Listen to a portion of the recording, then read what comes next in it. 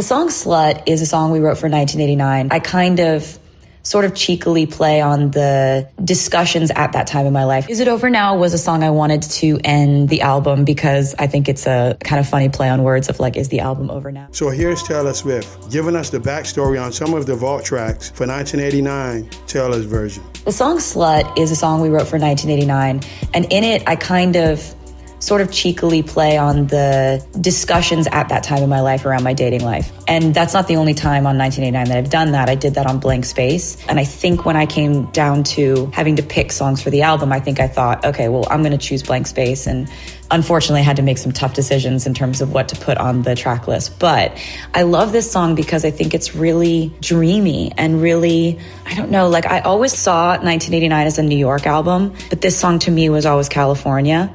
And maybe that was another reason it didn't make the cut, because sometimes thematically I just have these weird little rules in my head. But I'm so happy it's finally going to be something that you guys hear, because I have always been proud of it. I've always wanted it to come out into the world, and now it is. So yay. Is It Over Now was a song I wanted to end the album because I think it's a kind of funny play on words of like, is the album over now?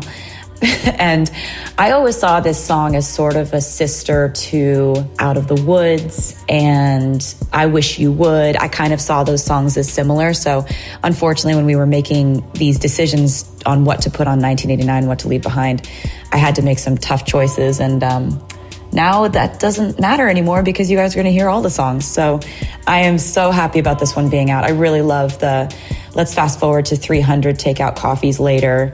That section just, I feel like headbanging to every time it comes on.